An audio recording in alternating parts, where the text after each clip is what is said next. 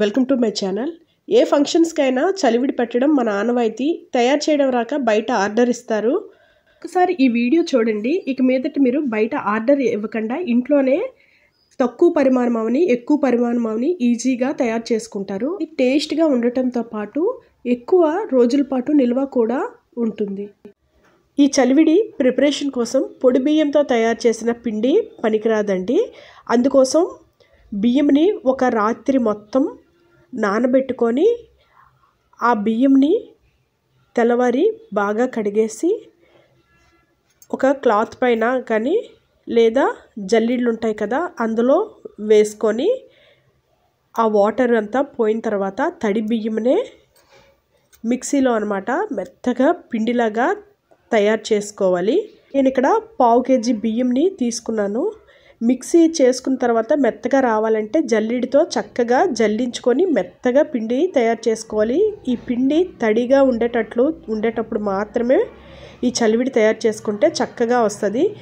ఈ పిండికి ఉండే తడి ఆరిపోకుండా మనం మూతైనా లేదా తడి క్లాత్ అయినా మూతగా పెట్టుకొని ఉంచుకోవాలి. ఇది చేసిన తర్వాత చలివిడి చేయడానికి టైం ఎక్కువగా తీసుకుంటే ఫ్రిడ్జ్లోనైనా బాక్స్తో పెట్టేసుకోండి. 1/2 kg బియ్యం నానబెట్టుకున్నాం కదా, దానికోసం 1/2 kg పంచదారని తీసుకొని టీ గ్లాస్లో 1/2 వంతు వాటర్ని వేసుకోవాలి. ఎక్కువ వాటర్ వేస్తే పలచగా అయిపోతుంది. ఇది బాగా కరిగి పాకం వచ్చినప్పుడు ఇందులో 1 స్పూన్ యాలకుల పొడి కూడా వేసుకోండి. చక్కగా పాకం రావాలి. పాకం ఎలా రావాలంటే ఇప్పుడు ఒక కప్పుతో వాటర్ తీసుకొని అందులో కొంచెం పాకంని వేసుకొని చేతులతో కొంచెం ఇలా చెక్ చేసుకొని చూసుకోండి. ఈ వేలతో చెక్ చేసినప్పుడు ఏంటంటే అది తీగలాగా పాకం రావాలి. అప్పుడు చక్కగా మనకి చలివిడి తయారయ్యే పాకం అన్నమాట అది. ఇదిగోండి ఈ విధంగా అన్నమాట. చూడండి తీగలాగా చక్కగా వచ్చింది కదా. ఇప్పుడు ఇందులోకి తక్కువ ఫ్లేమ్ పెట్టేసుకొని పిండిని కలుపుతూ వేసుకోండి. ఇప్పుడు కలుపుతున్నప్పుడు పొడిగా ఉన్నట్టు అనిపిస్తుందండి. చక్కగా కలిపేసరికి ముద్దలాగా తయారవుతుంది. ఇదే క్వాంటిటీలో మనం తీసుకుంటే చలివిడి పల్చగా అయిపోదు, అలాగని గట్టిగా కూడా అయిపోదు అనమాట. చక్కగా ఈ విధంగా వస్తే చలివిడి చాలా బాగుంటుంది. చల్లగా అయినా సరే ఇదే విధంగా ఉంటుందన్నమాట. ఇప్పుడు స్టవ్ ఆఫ్ చేసేసుకోండి.